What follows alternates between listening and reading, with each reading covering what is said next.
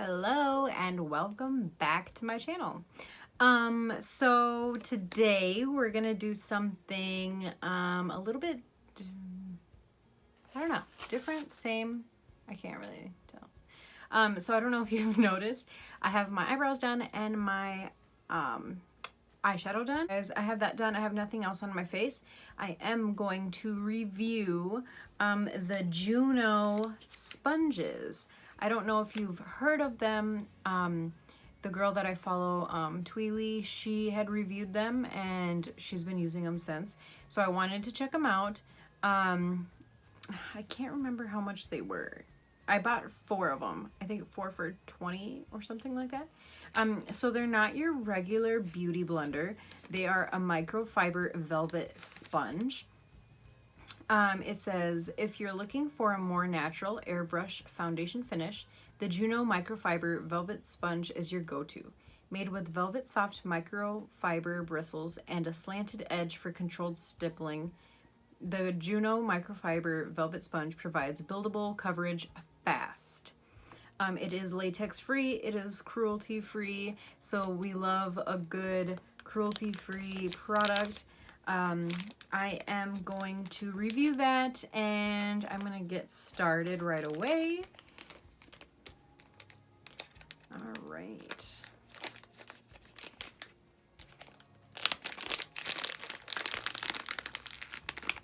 Okay, so in the package there is a little microfiber sponge user guide. Read before use. And it also has a how to clean your sponge do's and don'ts. So here it says to wet the sponge, or you can use the sponge wet or dry to apply makeup products. Liquid foundations, concealers, contour, blush, highlighters, loose powders, powder foundations. If you wet the sponge, you wet it completely. Continue squeezing the sponge into water for a minimum of 15 seconds. When the sponge expands and is soft and squishy, it's ready to use. There's a tip, spritz your favorite prep or setting spray onto the sponge for a dewy finish. No rules. Use the Juno sponge for different makeup products and application methods. And yeah, then there's a cleaning guide on the back, so that's kind of nice.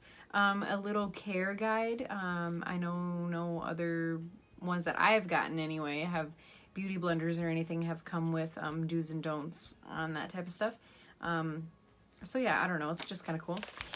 So let's take it out and check it out today. Okay, so it does feel velvety. It is soft. If you can see, it has the edge that they were talking about. It is pointy so that you can get in them crevices. It is flat on the bottom. It's round. Yeah, so it looks cool. It's like not as squishy as a regular beauty blender. I mean, it is squishy, but like we see when you squish it, it squishes different. You can tell that the microfiber and the velvet. Yeah, I do have a bowl of water with me, so I won't have to go anywhere when I do this. I do have concealer on. Same concealer that I always use, the same combination I'm gonna use with the Born This Way foundation, so nothing different than what I normally do for foundation wise besides the sponge. Don't mind me, I am just soaking it up.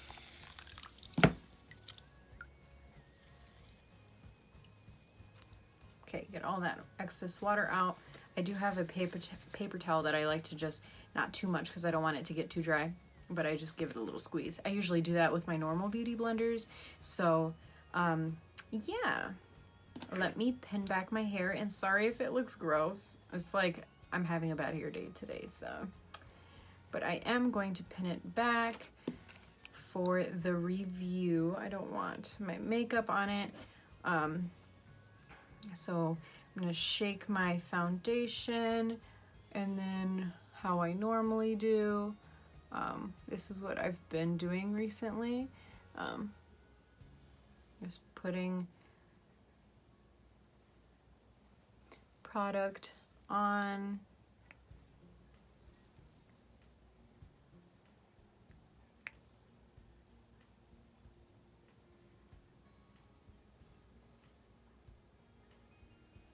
Got some leftover on my fingers. Okay, so I'm gonna grab my handy dandy mirror that I love, and let's see, it is squishy now.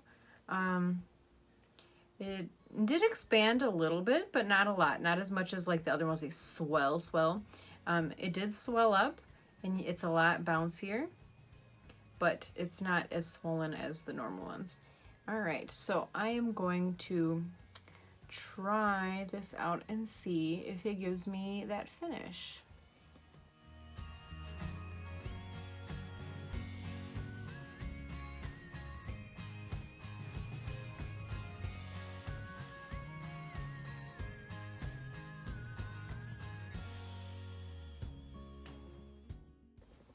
My first thoughts when I pounce it on, it is using kind of like a normal beauty blender, like if you were to use a normal sponge. It's a little bit, if you can hear it, it's a little bit stiffer, which is fine. It doesn't look like it's sliding around any product.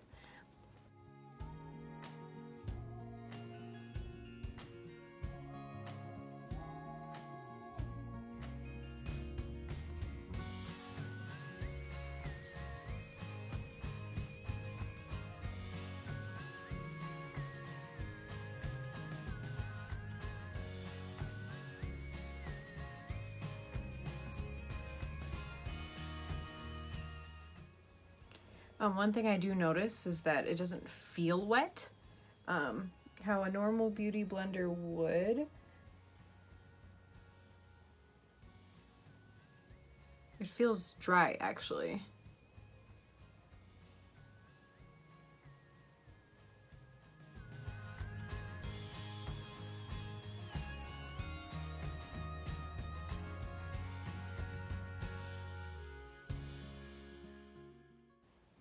Okay, so now that I have it on, I don't know if you can tell a difference in it or not. What do you think? What are you seeing from your end? I am going to investigate it with my mirror, so we'll see. It looks good. I think it applied a little bit better than my normal beauty blender. Yeah, I like it. I mean,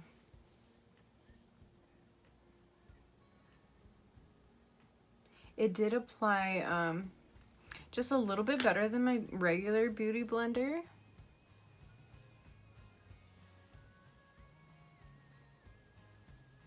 I feel like it's giving me like a dewy look. It's not like, I feel like a beauty blender almost like mattifies it, and it just puts it on the skin, versus this almost is like blending in with my skin, which is kind of cool, especially if you're looking to use something lightweight and you don't want like super heavy caked on. You want it to blend in with your skin and look nice. That's like what it's giving me here.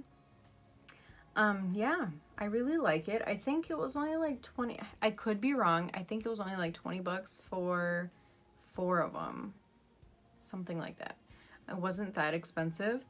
And yeah, if you can see, obviously it has like some residue on the edges here, but besides like this piece, it doesn't look like it's soaked in any of my makeup.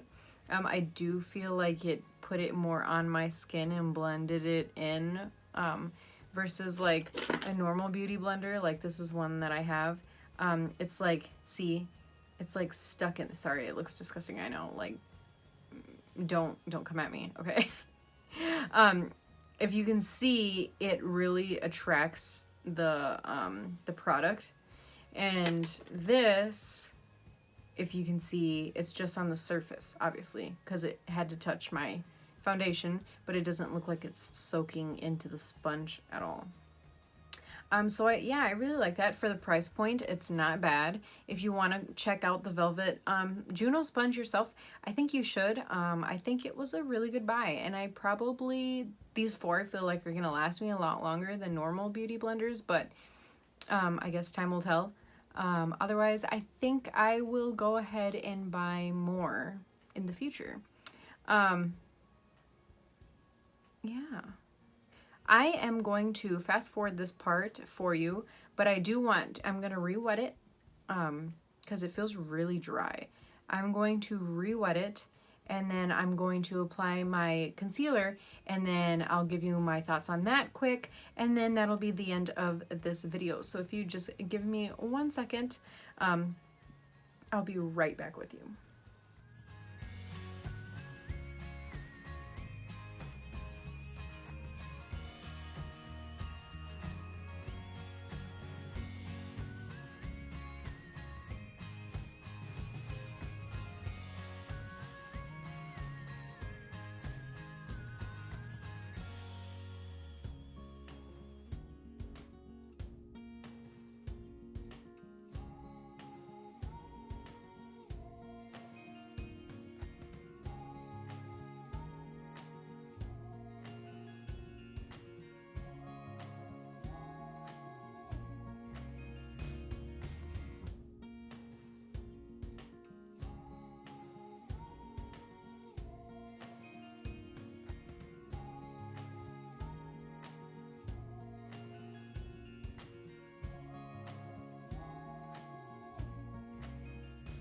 Okay, so quick thoughts on having it for my concealer. I did use my Jeffree Star concealer that he had made, and it really helped blur it out. Like, I am not mad at this sponge at all. And I have come to find that the Jeffree Star concealer, if you've gotten it or if you are thinking about getting it, your sponge, if it's too wet, it doesn't go on as nicely. It's not as smooth. It does like get kind of creasy in my opinion. If your beauty blender isn't at the correct moisture, I guess. But with this, like, I mean, I did it right away too. So, and then as soon as I wet it, I drained it out, obviously, and then I tapped in my concealer, and it went in like a lot nicer than a normal beauty blender. Like, I'm really, really liking it, especially for my Jeffree Star concealer. It's really nice. I don't know. I think it's a good buy. So if you trust my opinion, then go ahead and check them out yourself. Otherwise, if you don't, buy them anyway. See for yourself if you like them or not, because everyone has a different opinion. Everyone likes to apply makeup differently. So yeah, if you want to see the final look on this, what I have going on here, because I'm going to add some final touches. If you want to see the final look, go ahead and check my social media. I have a Facebook, I have a Twitter, and I have an Instagram. They will all be linked down below if you want to check them out. Otherwise, that is it for this time. If you have any more requests, let me know. Don't forget to subscribe and share the link for anyone who you think would enjoy this video as well. I hope you have a good day or a good evening, and I will see you next time. Bye.